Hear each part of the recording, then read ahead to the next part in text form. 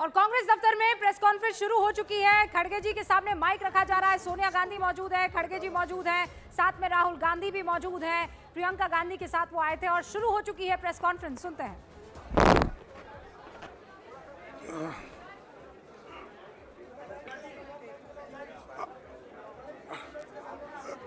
Respected hello madam Sonia Gandhi ji, Rahul Gandhi ji, Priyanka Gandhi ji और इस मंच पे बैठे हुए हमारे पार्टी के सभी नेतागण, आज जो देश में चुनाव के रिजल्ट आए हैं, ये मैं तो पहले कहूंगा, ये जो रिजल्ट है जनता की रिजल्ट है और ये जनता की जीत है और लोकतंत्र की जीत है। हम पहले से यही कह रहे थे कि ये लड़ाई हमारी मोदी वर्सेस जनता है, लोग हैं। तो 18वीं लोकसभा के चुनाव में हम विनम्रता से जनमत को स्वीकार करते हैं। इस बार जनता ने किसी एक दल को पूर्ण बहुमत नहीं दिया, खासकर सत्ताधारी दल भाजपा ने एक व्यक्ति एक चेहरे के नाम पर वोट मांगा। अब ये स्पष्ट हो गया है कि ये मैंडेट मोदी जी के खिलाफ गया है। ये उनकी राजनीतिक और नैतिक हार है। जो व्यक्ति बार बार अपने नाम से ही हर जगह वोट मांगते थे, उनकी ये बहुत बड़ी हार है और नैतिक दृष्टि से ये तो उनको बहुत बड़ा नुकसान हुआ है।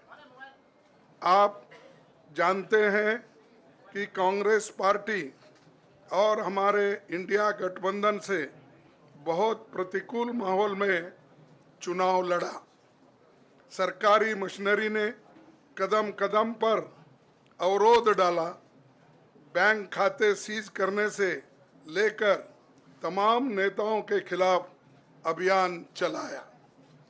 फिर भी शुरू से आखिर तक कांग्रेस पार्टी का कैंपेन सकारात्मक था, पॉजिटिव था। हमने महंगाई, बेरोजगारी, किसानों और मजदूरों की बदहाली और संविधान संस्थाओं का दुरुपयोग जैसे विषयों को केंद्रीय मुद्दा बनाकर हम जनता के सामने गए थे। इन मुद्दों पर बड़ी संख्या में लोग हमसे जुड़े, हमारा समर्थन किया। प्रधानमंत्री ने जिस तरह का कैंपेन किया, वो इतिहास में लंबे समय तक याद रखा जाएगा। कांग्रेस के घोषणा पत्र के बारे में मोदी जी ने जो झूठ फैलाया, जनता ने उसे समझ लिया। मैं इस मौके पर कहना चाहूँगा कि श्री राहुल गांधी जी की दोनों यात्राएं, भारत जोड़ो यात्रा और भारत जोड़ो न्याय यात्रा के दौरान लाखों करोड़ों लोगों को मिलना, लोगों की समस्याओं को सुनना और आगे चलकर उन समस्याओं का हल ढूंढना हमारे कैंपेन का आधार बना। हमने इसी को 5 न्याय और 25 गारंटी का नाम दिया और इसी के आधार पर हमने गारंटी कार्ड बनाया। हमारे कार्यकर्ता उसे लेकर घर घर पहुंचे और लोगों को संपर्क करे। इसके अलावा जो एक महत्वपूर्ण बात है, वो भाजपा नेतृत्व की अहंकार की वजह से हुई। उन्होंने धीरे धीरे सारे संवैधानिक संस्थाओं के ऊपर गैर कानूनी तरीके से कब्जा करने की कोशिश की। फिर इनका उपयोग विरोधी दल के खिलाफ करने लगे। जो दब गया उसे दबा के अपने तरफ लिया, जो नहीं दबे उसकी पार्टी को तोड़ दिया, नहीं तो फिर जेल में डाल दिया। लोगों को ये विश्वास हो गया था कि मोदी जी को एक मौका और मिला तो अगला हमला संविधान पर सीधा होगा और लोकतंत्र पर होगा। इसीलिए लोगों को इसके प्रमाण नए संसद सत्र के साथ ही दिखेंगे। खुशी इस बात की है कि भाजपा इस षड्यंत्र में अब सफल नहीं हो पाएगी। मैं इस अवसर पर सीपीपी चेयरपर्सन श्रीमती सोनिया गांधी जी, हमारे लोकप्रिय नेता राहुल गांधी जी, प्रियंका गांधी जी का विशेष मैं धन्यवाद करना चाहता हूं। और इन्होंने दिन रात बराबरी से पूरे देश में कैंपेन किया और हमें एक मजबूत स्थिति में पहुंचाने के लिए भारी मदद इन्होंने की। और मैं ये कहूँगा कि इनके वजह से हमको बहुत बड़ा प्रोत्साहन देश में मिला और आज ये स्थिति जो बनी है उनके वजह से बनी। और हमारे करोड़ों कार्यकर्ता जो है देश में, उन्होंने भी हमारा साथ दिया। इसीलिए मैं बहुत बहुत उनको धन्यवाद देता हूं। आखिर मैं इंडिया गठबंधन के अपने सभी साथियों और शुभचिंतकों का धन्यवाद करता हूं। सभी एक साथ मिलकर एक स्वर में रहे, सभी ने मिलकर प्रचार किया और एक दूसरे की मदद की।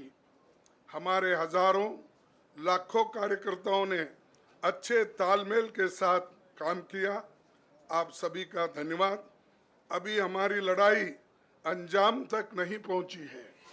हम सबको आने वाले दिनों में इसी तरह लोगों के अधिकारों के लिए, संविधान की रक्षा के लिए, लोकतंत्र के बचाव के लिए, देश की तरक्की के लिए, सीमाओं पर सुरक्षा के लिए लड़ते रहना चाहेंगे। हमें सुनिश्चित करना होगा कि संसद सुचारू रूप से चले, विपक्ष के मुद्दों को प्राथमिकता मिले, संसद में उन पर बहस हो। आने वाले दिन महत्वपूर्ण होंगे। हम आपसे बात करेंगे जब कभी भी मौका मिले। आप सभी को मेरा धन्यवाद और आपका साथ भी हमको रहा और हमने चुनाव में भी जहाँ हमको जितना हो सकता है वो साथ आपने दिया। इसलिए आप सभी को भी मैं धन्यवाद करता हूं और सभी को नमस्कार। शुक्रिया खड़गे जी। मैं राहुल जी से गुजारिश करूंगा वो आपको संबोधित करें।